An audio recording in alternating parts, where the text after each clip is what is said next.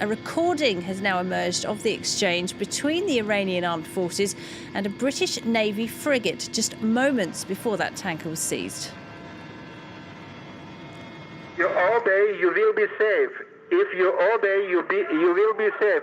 MV Stena Impero, this is British warship Foxtrot 236.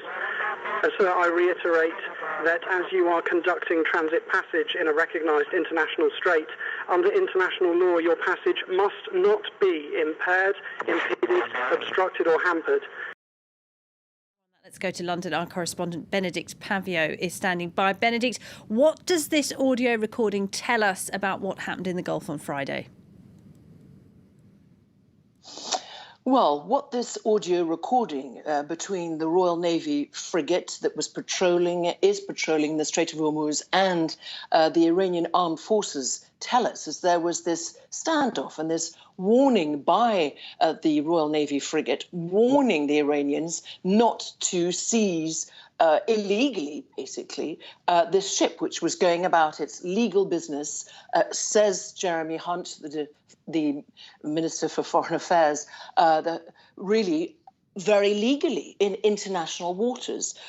He actually then went on to say that they were in Omani waters. Sinabulk, the owners, say that ship was seized in international waters by the Iranians. But what it also crucially tells us is that this frigate that managed in another standoff a week before to warn off the same Iranian Revolutionary Guards was too far to actually intervene and stop this British flag, Stena Bulk-owned Stena Impero ship from being seized and forced into Iranian waters by the Iranians. And there is criticism, it has to be said, here in the United Kingdom, that this, in a sense, was an incident or an accident waiting to happen, and that there should be more than one Royal Navy frigate there, given the tension that there is in the straits, this important strategic Straits of Hormuz. What is interesting, and the other development that has happened here in the United Kingdom this morning,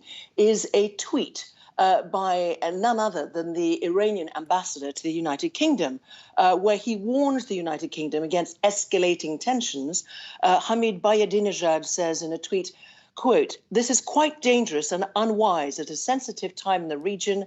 Iran, however, is firm and ready for different scenarios." This at a time when ministers are holding these security meetings ever since the seizure of what is considered to be illegally on Friday by the Iranians.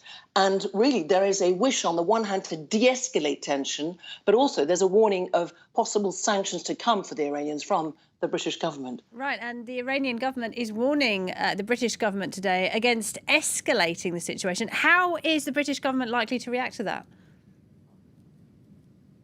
Well, we're going to get these ongoing security meetings that are called here COBRA meetings at the highest level, including, therefore, of course, declarations we expect later today from the Foreign Secretary. Again, on the one hand, saying we need to de-escalate this. The owners of the ship need to have access to their 23 crew that are being held, the British say, illegally in a port in Iran. But at the same time, we know that Jeremy Hunt will be updating Parliament and possibly announcing sanctions to come. Now, what I think is, on the one hand, Britain wants to give us a message, is a robust message of give back the ship, don't do this again.